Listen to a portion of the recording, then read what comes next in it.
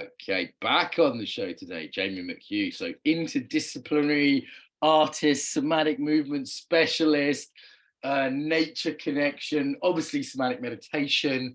Yeah, someone I've studied with a little bit personally, like his work, hard to pin down, but very welcome back. Jamie, welcome. Welcome. For better or worse, hard to pin down. I like that. It's usually a good thing. I'm not interesting people normally are. Let's hear a little bit about your story. We always start there. How did you get into what you do now?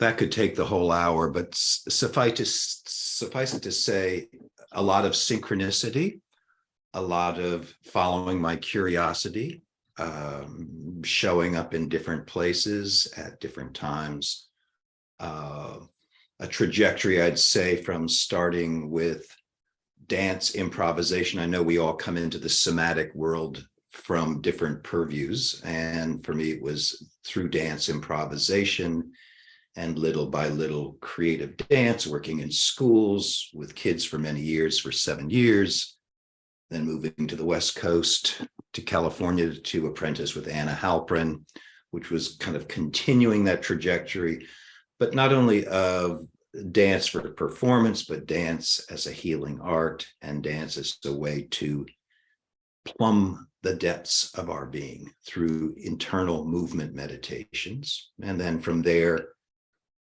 taking that out into the environment, the natural environment. Anna was the first person I studied with who would bring us to the beach for a month. And we'd work out in the sand and in the elements, which of course creates a whole different valence of experience. But also through being in California, exploring the different somatic teachers, that whole world that was happening in the Bay Area in the late 80s, early 90s. So, you know, people like Bonnie Bainbridge Cohen, Emilie Conrad. So I'd say that my trajectory over time has really been starting with dance. And in a way, I'd say I still dance, but in a way that many people wouldn't consider dance. But for me, it is about moving energy through the body. It's about spontaneous response and particularly engagement from that, I'd say, the beginner's mind that we see in how infants and young children move, right? That freedom of affect and perception and movement, really. And fortunate to be in one of those kind of epicenters of the somatic world. I remember kind of being a kid at that time and sort of looking across and going, wow, there's all this stuff going on in the States and there's a lot less going on here. There were some things in the UK, you know, there was always things there in Europe. And now, of course, people can just go online and get access to. Right. It wasn't that, you know, Bonnie, for example, teaches online now. Right. She didn't till pretty recently. I had to go film her in California. And it was, Right. you know, it's a very different world now. And I wonder how that's going to be now. What you had geographically has now opened up to the world.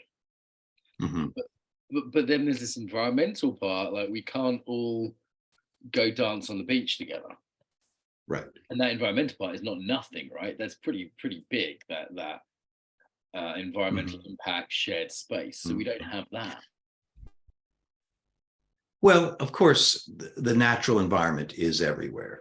And so, for example, like this summer, I'm going to be back teaching in the Alps in Switzerland, which I haven't done for 4 years. I'm very excited about it.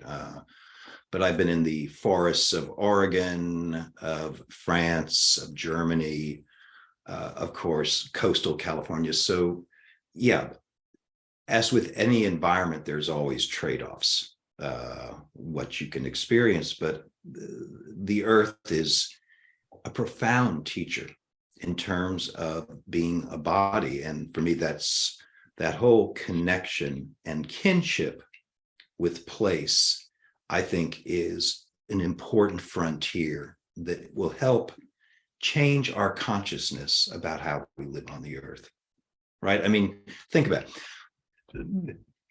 Nature can be scenery. It can be like the backdrop for our internal dramas, right? Uh-huh. But Uh-huh. sometimes to open perception and really understand the world's wisdom traditions have always been in concert with the natural environment. And when you look back at the ancient Chinese philosophers, there's always this sense of the earth is fundamental to our consciousness. And of course, as we become more urbanized, it's easy to lose sight of that. But the earth not only needs our stewardship now, and particularly to advocate for all other life forms that we share the planet with, but there is also a reciprocity. There's something that tree and river and rock can offer us as somas. And I think that's really important in terms of the embodiment movement, that we don't lose track of context and reciprocal information. Yeah, I think it's potentially a risk.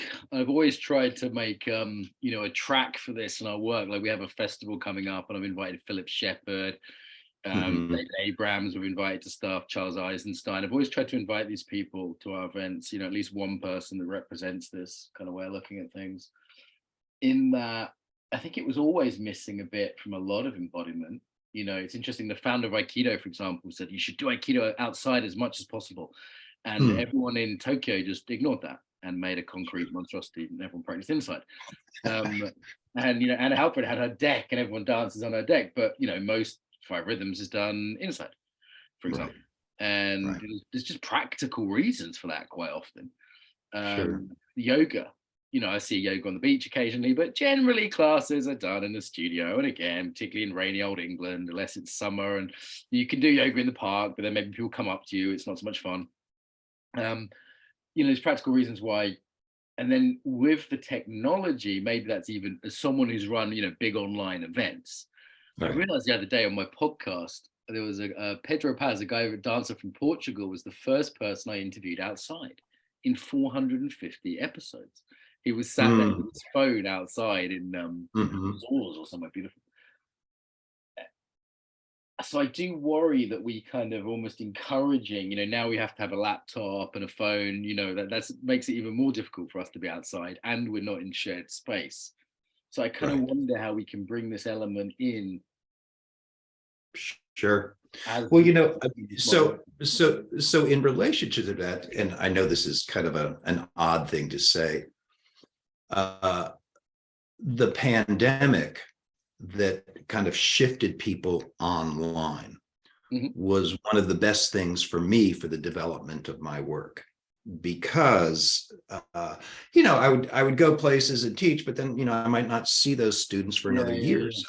But all of a sudden, it becoming normalized to share space online, it really allowed my teaching to go deeper and deeper, and that there's a lot of pluses to virtual teaching, particularly Sure.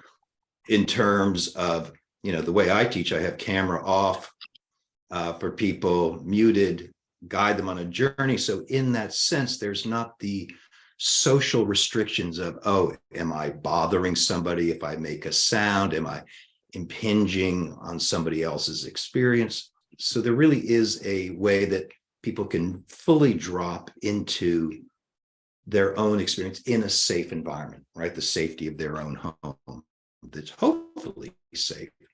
Yeah, But yeah. anyway, so that has been really powerful.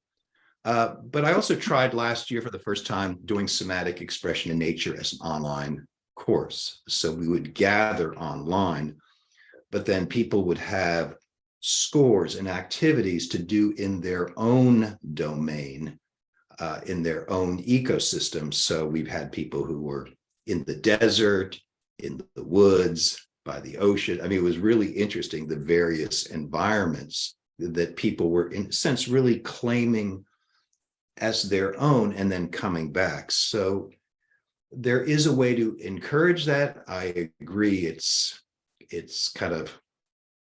harder. But I think there is a way to, for me, it's a work in progress. How do I transmit something that I've been doing 30 years in person Mhm. into a virtual experience? And particularly, how do people really, in a sense, land in their own ecosystem? Right? Because it's one thing I'm going to fly to California, roll around on the beach, but then I'm going to come back to rainy old England. How do I translate that experience into my ecosystem? So I think that's part of the challenge right now. How do we land in our own ecosystem and fully appreciate it? As you mentioned, there could be greater safety there. There could be greater sort of transfer compared to, I go to a workshop in Eslan and it's just a separate thing over there. So, well, continuity of relationship. I love that I can WhatsApp call my students. I must have sent WhatsApp messages or had WhatsApp calls with people in 10 countries today, and it's not costing anyone much. Right. I could be walking through the woods while on a call with someone walking in the snow in Canada. Right. That's a pretty cool thing that happened. And the other one that's interesting is it can drop things right into life. So we did a bunch of little one-to-one meditation sessions because I like your work, and it was almost to force me to meditate in the day. So usually I manage a good practice in the morning, and then I sort of, my day gets accelerated like today. And we'd have these little half-hour windows, and it was very interesting to me because of Zoom. I didn't have any. I could literally be in a marketing meeting going 1,000 miles an hour. Go right. It's 11. It's 12:30. Hang up the call and be on a call with you 30 seconds later. And it really was like, boom, the practice got put right into my life. And often, if you remember, I'd come to those calls usually they were afternoon time because of the time. Right. So I'd had 8 or 9 hours of work to get papanchit, the Buddhists would say, to get accelerated and proliferated. And then it was like, bam, I was in a meditation. I didn't even have the half-hour walk to the Brighton Buddhist Center, like a 20-minute cycle to yoga. I didn't even have that. It was literally change Zoom room. And it was sort of abrasive and abrupt, but at the same time, it was like, wow, it's pretty interesting to just drop meditation into my online life like that. Right. And, it's like some of the things you're mentioning, kind of accessibility, what I would call the ecology, in the sense of I don't have to drive anywhere. I don't have to go anywhere, that I can just be right here and drop in. And I think that accessibility is what's really useful for people. I mean, especially so, for example, like the Thinking Bodies series I'm doing is, basically lying down, like really getting horizontal, exploring subtle movement, breath, kind of going on a somatic journey. And by the end of the 75 minutes, I think it's kind of great that people are in their own homes. I wouldn't want them driving, but also there's like an ease of transition from this depth experience into being in one's environment again. And I know that can probably, add to alienation or isolation. At the same time, I've been aware how these online communities are very vibrant. People have been really surprised how intimate it can be, and how there really is, a shared feeling, an empathic response to other people's experiences. So, so I'm the jury's out. I'm still kind of working with, how do we assimilate this and really think of it as a new pedagogical experience that we need to fine tune and look at, as well as how do we continue to show up with each other in real time. It's interesting in places. In 12-step in addiction recovery, I go to meetings now. A lot of people come back to face-to-face meetings, and there's some combination. It's really nice that I can keep in contact with meetings in Brighton when I'm in Portugal or whatever. But they call them Zoom babies, people who've only known online. And some of the Zoom babies are going into face-to-face meetings for the first time, after 2 years. 2 years of sobriety. And there'll be Zoom babies from the somatic world who maybe, I have messages, people say, hey, I discovered Embodiment 2 years ago at the conference. And since then, I've been doing online classes from, the arse end of Ohio, or wherever, wherever they happen to be. And it's like, wow, we've got Embodiment Zoom babies now. Right. That's very different than someone in California dancing on the beach without a Halprin, Right. And, I was also thinking about,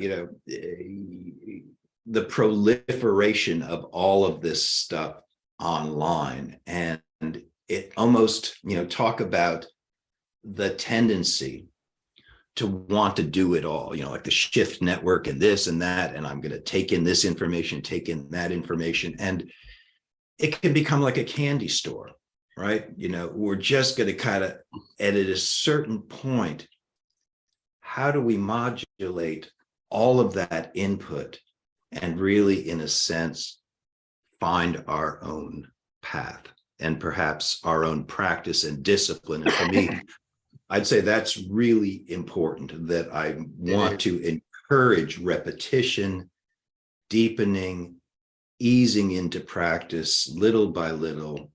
That for me, it's like a student of mine said the other day that I really appreciated. She should have said, what I appreciate about you is you're not a guru. You're not telling me what to do. You're giving me these tools and resources and really empowering me to start making decisions and following my own path. And for me, that's the most I can hope for. That what happens is that people feel empowered, liberated, and that their curiosity and creativity is coming into the foreground, so they're not reliant on me. And I don't want that kind of dependency. And even though it's good for business, I don't want that dependency and reliance. So, a couple of issues there. We've sort of turned, and I'm partially responsible to this, we've sort of turned the whole world into the Bay Area in terms of, the sweet shop of possibilities, right? I remember friends in California saying to me, the problem here is someone will come to your Aikido class once and you'll never see them again because they'll be on to the next thing, because there's so many options on a Tuesday evening in San Francisco or, Berlin or Boulder. And we've turned the whole world into that, where there's so many options. And what I love is when someone says, I discovered Michaela Boehm through you, and I've been studying with her for 2 years, or I discovered Jamie McHugh through you, and I've been training with him for 2 years. I really like that. Like that, I feel is kind of like my job in kind of, one of the people anyway in the embodiment space who offers people out on podcasts and events, like the one we've got coming up, and the different events we have, and embodimentunlimited.com if people are listening. And we can say like, hey, maybe you'll discover someone that is your teacher there, but I kind of want people to pick teachers. Not many either. Maybe, one meditation teacher, one yoga teacher, one other teacher. Maybe it's not, I don't want people to pick 200 teachers because there's no depth in that. Right. And there is a way that we can just kind of keep binge eating, right? At a certain point, you got to metabolize. We saw that we the first embodiment conference 4 years ago, Daniela and I noticed people making themselves sick by consuming too much. And we actually started giving warnings and saying, you might only want to watch 2 or 3 sessions a day, even though we're offering 8. And we were like, hey, watch the recordings. And people were like, hey, is this a marketing trick to buy the recordings? And we were like, no, you will go crazy if you don't take this advice. Because some people couldn't afford the recordings. So they were like, I'm going to watch 8 sessions a day every day. And I was like, that's a shockingly bad idea. Like we realized that it just, particularly because people were coming with different practices in different places with different embodiments. So it's quite disjointed. Because it's not like 8 sessions with 8 Buddhist monks, all from the same temple, which would probably feel quite chill and just be a day of practice. It's like 8 different things with different embodiments. But as you say, one positive is I think it discourages a guru approach, because it used to be you could have a guru, you go to the Brighton Buddhist Center, they're the only Buddhists in town. Whatever they told you about Buddhism was true. That was just how it was. Now you can question what they're saying on YouTube or on podcasts, so you can get other points of view. I remember the first time I saw another teacher's Aikido was actually on VHS. If the kids are listening, that's like a big USB stick. And I remember going, oh, this is totally different than the Aikido I'm studying, which is right. And then sooner or later, I got to travel. I was lucky, not every Aikido person does that. I got to see different teachers, plus the internet became a thing while I was studying Aikido. It wasn't at first. And all of a sudden I realized there was so much out there and I had to find my own style. I had to go, okay, what works for me? And that wouldn't have been the case back in the day. And I think sort of for better and for worse, because maybe people trusted teachers more. Maybe there was a bit of surrender. to teach Mhm. us, and but the modern context discourages gurudom, doesn't it? Right. Well, I'd say even, it's one of the things I learned about Judaism. I grew up Catholic. I didn't know about Judaism, but Judaism has the tradition of questioning. You're Yes, supposed to yes, kind of yes. argue with God, so to Who would speak. have thought it? Have you ever met any Israelis? Yeah, there's the kibbutzim, right? They're arguing Right. back and forth. Yeah. And then I think that's a really healthy tradition. It's, how do we, that fine art of, in a sense, that leap of faith to temporarily just kind of give ourselves over to an experience without that, questioning, judging mind kind of interfering. And then at the same time, being able to step back and really look at it in relationship to other points of view. And I think that's kind of the big challenge, is like not to submit completely and not to resist completely, finding that middle. Having the French educational system also teaches people to argue culturally. Descartesian, they have a point counterpoint method of education. And, and as you say, it's in Jewish culture. I've worked in Israel about 20 times, and they are two of the hardest places to teach. France, I find a little annoying. The Israelis are great. They ask great questions and there's a humor with it. So it's somehow, I find it more pleasurable there. But it's hard work teaching in Israel, because there's always a yeah, but, a yeah, but, a yeah, but. And there isn't like I find the Germans quite a good combination, because they'll sort of question things until they commit to something, but they don't do gurus because, history. They don't even like leaders. The word German word for leader, it's not a good word. And it's interesting, these different sort of cultural ways of doing things. And there is some healthy balance, isn't there, with if I have a student that has a little bit of what I call basic trust in me, it's way easier than if they're cynical or constantly fighting me like a teenager. Yeah, right. Yeah. Who needs it? It's hard work, and they're not getting the most from it. Do you know what I mean? Who needs it? I don't need it. That's for sure. But also, they're not getting as much as they could if I'm like, because I don't know. I guess it's like, give it a try at least, And there is this pushback against gurus. There's a big program on the BBC at the moment. I'm going to do a piece on it. There's a journalist who's done a whole series on gurus, but she defined gurus as anyone who isn't sort of government approved giving information on the internet. Oh, that's interesting. That's bizarre. It's mainstream media perspective, because me and you aren't government approved. We're not corporate sponsored, right? We don't have anyone to answer to. We can put whatever we want on the internet. It don't cost me much money to make a podcast. You can put your meditations on the website without having to put them by the Jedi Meditation Council. And there's some people that don't like that, because up until fairly the internet, everything was, the BBC is filtered. CNN is filtered. It might have a different filter than Fox, but they both have a filter. Right. Well, in a sense, the time of the gatekeepers has been kind of exploded, and that's both a positive development and a negative development. Right. I mean, there's it's both, isn't it? New problems. Right. Yeah. So as with everything, I mean, that's where, for me, ultimately, somatic practice and the ability to pay attention to our own interior, what's happening, creates a little bit of a bullshit detector, right? I mean, that's the anti-guru. If you're constant, right? Yeah, that's the guru detector, the bullshit detector, right? Like, how does this really land in my body? Right. And then just how do I feel? And of course, as we know, the human experience is so diverse that different people are going to gravitate towards different teachings.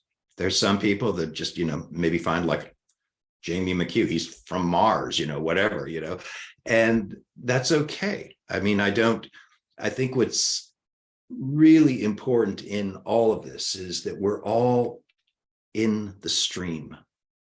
We're all in the stream, and there's different currents moving through us in terms of the shoulders that we stand on of who came before, and of course, who's coming after. I mean, I don't know a lot of the young emergent teachers now. Kids coming. Jamie, I tell you boomers, you got to move aside, So well, I'm now. I'm the man now. I used to be on Therib, Jamie. These things happen. You get older, I get middle class. And that's cool, right? I mean, that we all have our places in that stream, but there's many currents and that will appeal to different people, right? So I don't have the corner on somatic wisdom. I have something that I can offer, and that for me, what's important is the dialogue, the exploration, the working with action as opposed to concepts, right? It's so easy to get lost in the world of concepts because that's how we're trained, and that desire for immediate meaning. But it's like, well, in the here and now, what happens when you drop your breath into your belly? What happens when you bring it up into your chest? What happens when you move it into the back of your body or the front of your body? So the personal inquiry, right? The personal inquiry. Personal questioning. And because the internet is bigger than any city, there is room for more diversity now.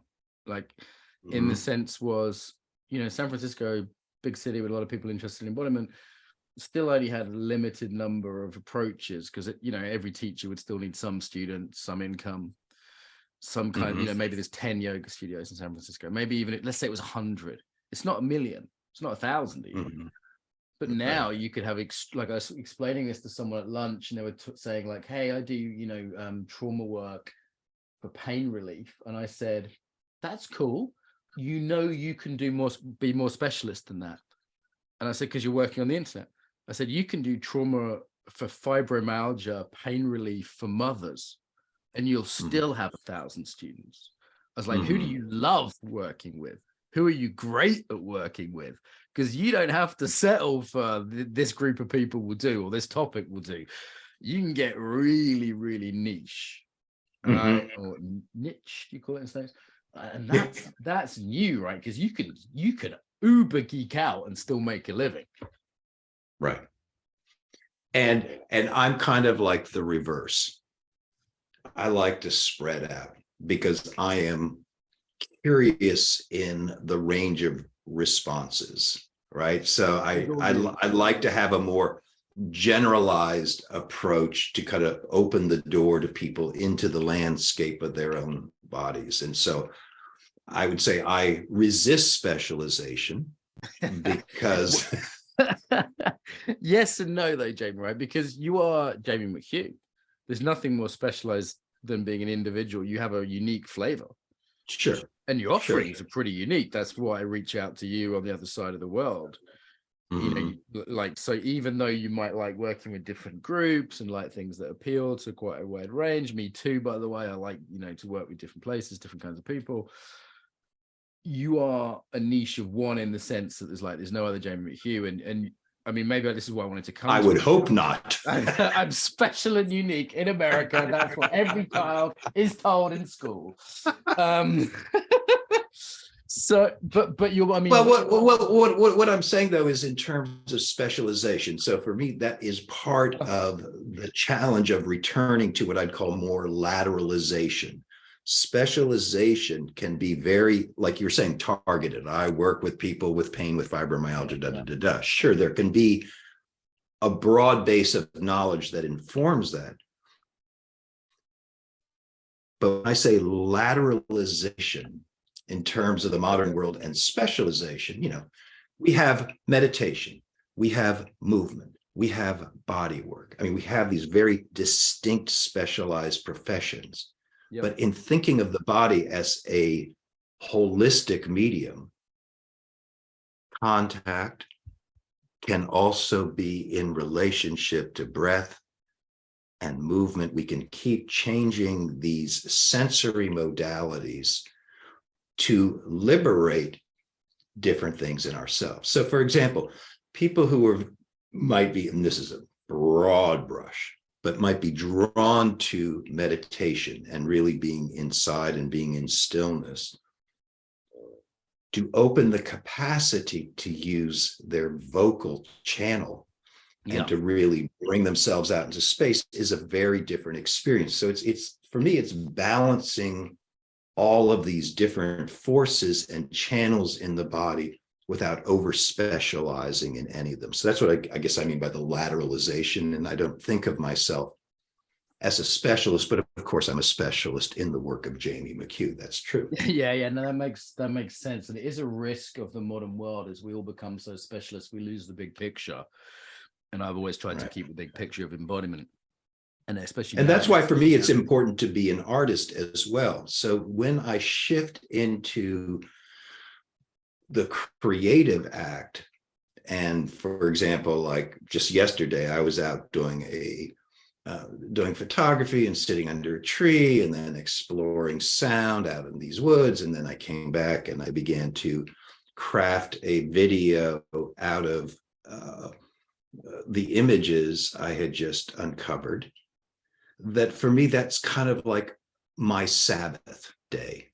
It's like letting go of the identity of Jamie McHugh, who does this movement work, into shifting modes of consciousness that informs my practice. My artistic practice informs my work as a somatic movement specialist. So that's for me part of the lateralisation, that we have these practices that are not specifically focused on the work that we do, that we lateralize our experience as a human being. Yeah, super healthy to have hobbies and interests and loves beyond just the all-encompassing one thing.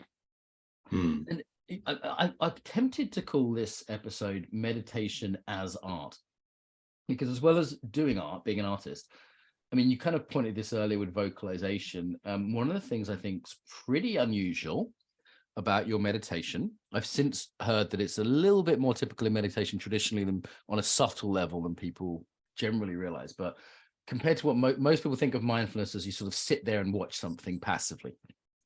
Right. You're sort of receptive, you're paying attention, but you're not doing much.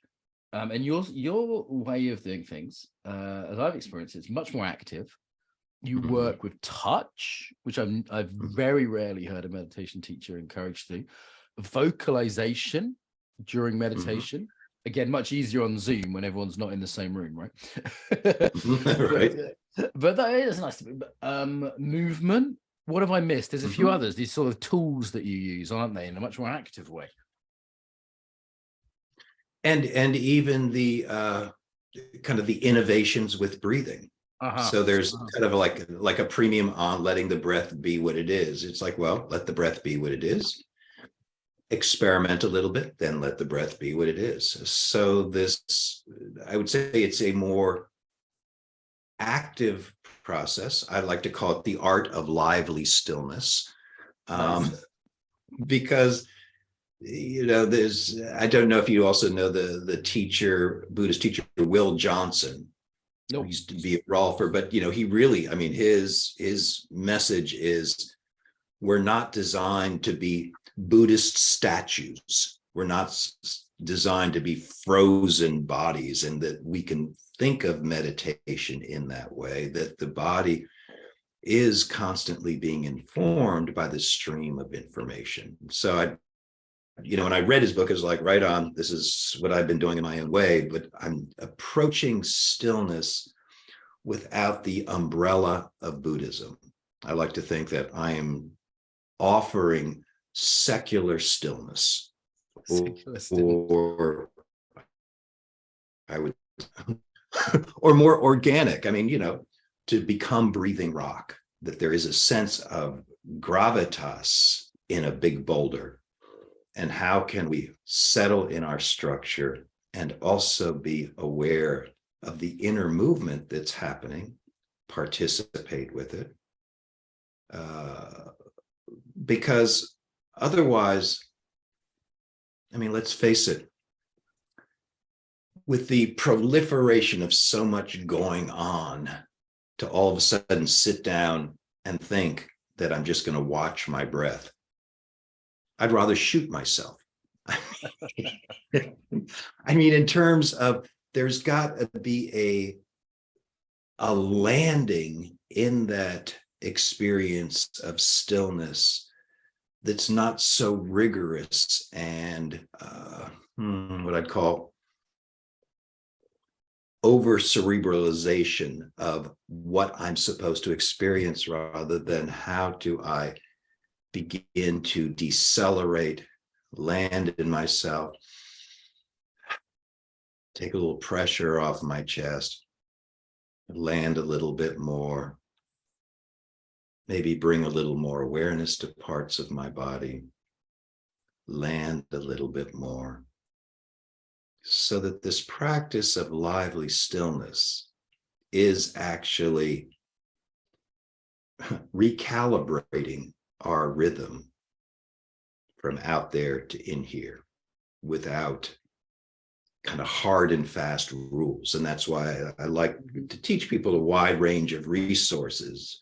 It's like I like to say, if you have 20 different ways you know how to breathe, then you have flexibility. Then There's you have creativity choice. possible there. And Absolutely. I just did an episode, a solo one on what I call intermediate meditation, because it used to be that I used to teach and no one knew what meditation was. And now most people in coaching and yoga, and even civilians, in business, they know what meditation is. They've maybe done it a bit with an app, but they're not very skilled at it. In that they've kind of been taught a technique, watch your breath. If your mind drifts, watch your breath some more. And that's fine, it's not a bad. Often they've been taught by well-meaningful people who maybe didn't have a huge amount of knowledge. Even some of the famous American baby boomer teachers, they might have only been in Asia for 6 months, with language barriers, Right. And actually what I've learned studying traditional Buddhism in a bit more depth is, for example, working with the breath actively to reduce what they call the hindrances is an absolutely classical part of Buddhist meditation. And working with visualizations is absolutely a part of Tibetan meditation. Right. And these things are not they're not quite as active in yours, and you probably have a greater toolkit than most, but they're certainly part of the sort of, once you're no longer a complete beginner in Buddhist meditation, it's expected you be a little bit more active to, I've heard analogies like tune the guitar string, to keep yourself awake, to make yourself calm, to work with hindrances of anger or whatever as they arise. And that's not passive. That is a creative act. Yeah, no, I'm glad you highlighted that, the whole notion of the creative aspect, because of course the creative aspect really boils down to it is each person's uniqueness, right? And so in that sense of one size doesn't fit all, that we're all unique, we're all at different places in our incarnation.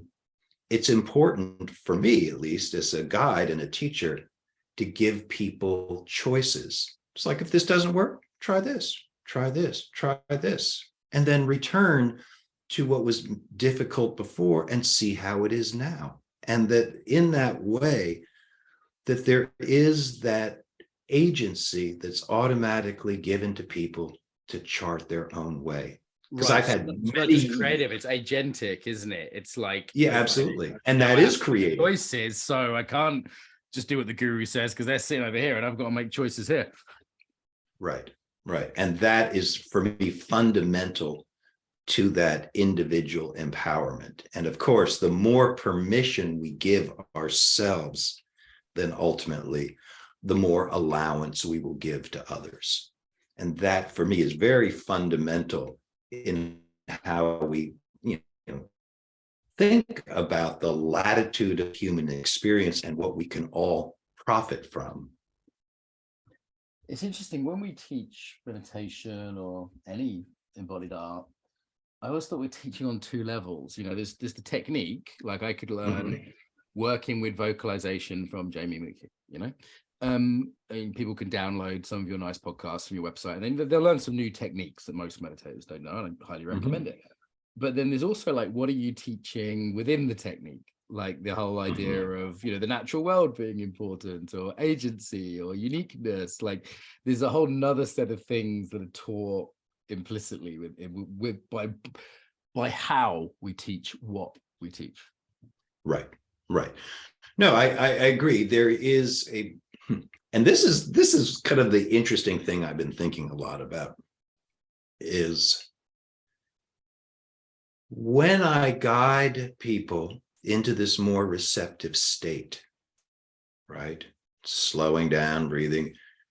I realized that there is a danger there because there can be an element of brainwashing when people are receptive. Your voice is quite hypnotic, Jamie. Right. Right. Well, and I really want to kind of, so I'm very conscious of not adding belief systems just drop to in my a guiding. voting preference in there or something. Right. Well, because I think it's really because I have, kind of noticed, kind of in different guided meditations, people giving this kind of input. And it's like, these are belief systems. Yes. Just tell me what to do. Let me kind of go and meet my body on its own terms. Let me get a feeling for that expansiveness of breath or this or that. But don't add dogma, because that is implicitly dangerous, I think, in terms of, because if I'm asking people very to kind of in that way, well, right, because if I'm asking people to surrender their ordinary defenses in that moment of guiding, I have to be very mindful of just the bare bones here. I'm offering the bare bones so you can have an experience, but it is not dogma related. This, unfortunately, a lot of the big meditation teachers from the States are dropping in a lot of their politics, particularly on the West Coast centers, less on the East Coast centers. They've become sort of politically polarized, and they assume that all their students are from sort of further left than Democrats generally are. And that's not the case, that all their students are from there, nor should their students have to be. Like, I'm imagining some Republican farmer from the Midwest who's a perfectly decent human being.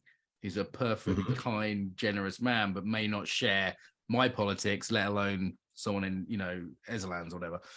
And I worry that he can't attend the meditation. I heard a British senior monk the other day make a comment about Brexit in one of his talks. And I just thought, I actually happen to agree with his view. But I was very uncomfortable with the fact that after a meditation on a retreat, because it was a recording from, it sort of just been dropped in there. And I went, did you just alienate 10% of your audience who, I mean, leading them towards kindness is probably enough. Right. And then they might have a view that comes out of that. Right. And I think that that's really kind of the challenge. And that's where the Buddhist concept of refraining, I think, is very important. It's like, how do we, right? But also just, I think it's important that people have their points of view. I'm just saying that in my work, I'm conscious of providing an experience that then people report on, right? What their first person experience was, without getting into a lot of excessive verbiage, and using that as an opportunity to highlight for the assembled group some of, kind of basic somatic principles, or so to kind of enlarge the conversation beyond our personal experience. So for me, that holding the space for individual experience and exploration, as well as kind of looking at the collective, is really just very nourishing, and how people can bring forward different aspects from their own experience that really creates a kind of a whole ecosystem that everybody can dip into. And as long as it's just kind of based around that, I feel like, okay, I'm doing my job. I'm doing my job. I'm giving a reflective aspect as well as an experiential aspect, and that we're all starting from the same kind of ground of basic activity, which I think is just, for me, that's enough. Anything else as we sort of move towards closure? Is there anything else kind of you're super excited about right now, or anything else from your, people might expect from your classes in terms of the structure that might be a bit different?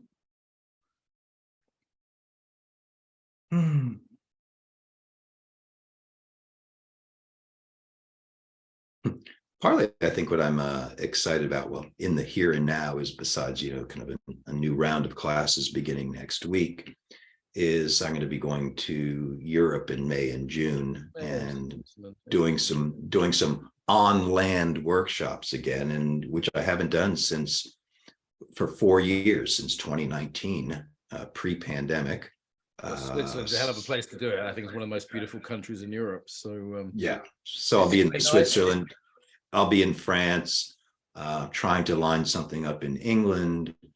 So just a variety, but I've been missing being in the consciousness of Europe for a while. I love moving around on the. I'm often hard on America, but actually I wouldn't do what I do now had I not got that American enthusiasm and can do and entrepreneurial. My sort of mixture of Jewish teachers and American teachers really helped me a lot. So I want to say that because I'm sometimes a little hard on America, and because it's such a dominant force in this world, in somatics as well as in the wider world. But what do you miss about Europe? Like what is it that you long for, or that adds something? What I find, because I've been teaching in Europe since '89, so kind of back and forth. I lived there for a couple of years in Switzerland, '96 to '98, had long-standing groups, is that there is a way of life that feels much simpler. There's a value on vacation time. People in the United States are lucky if they get 2 weeks of vacation a year. It's just the French will take all of August off. The Italians, right? Exactly. So there is a quality of life experience that I find just awesome. I love traveling on the trains. I love having just that way of moving through the world. I like the scale. There's something in all of those different cultures that I find kind of enlivening. And I find the kind of the hyped upness of the American experience to be it's kind of incompatible with the way I live. We live rurally here. We live, out in the countryside. We're close to towns. I'm a 2-hour train ride to New York City, which is awesome to kind of dip in and then just get away. But I like the slower frequency, and so it is a quality of life experience, is particularly on the human domain, that I find interesting. Yeah, I find that in Southern Europe very much. In Portugal, other places I've been, community aspect. I guess something about not being sold to as a default. I find sometimes in America, everyone's got an angle. That's great. I mean? I spoke to a really cool, interesting embodiment guy on the phone yesterday. I had a lot, private call with a guy doing cool stuff, and I felt like my defenses had to be up a little bit because I was being sold to. And when that's not there, you can just drop that, and somehow it's more vulnerable, more open, more connecting. Right. It's the entrepreneurial trap, and that there's a whole industry based around that, and get yourself a coach who can show you XYZ to promote yourself on social. It's just find it a little, I get it.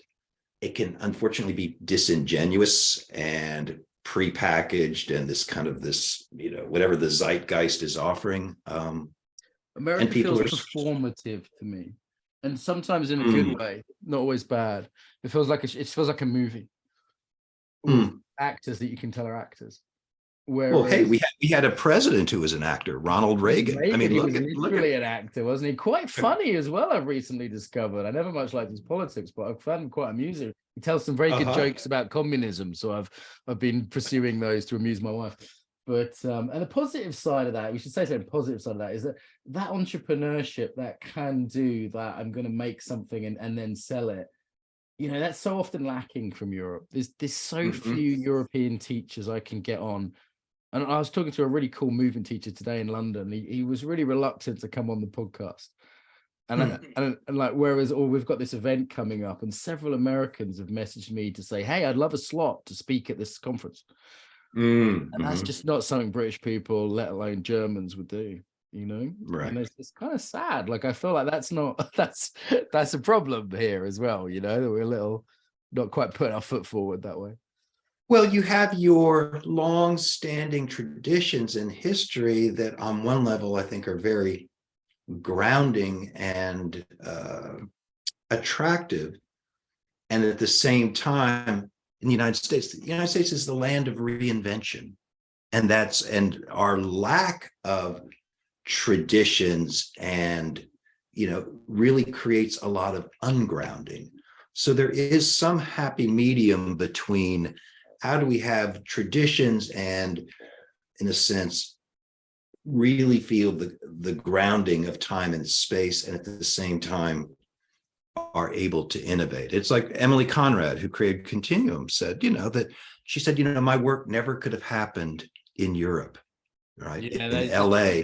It's stagnant in a way. You know, there's a pub across the road that's older than your country. Exactly.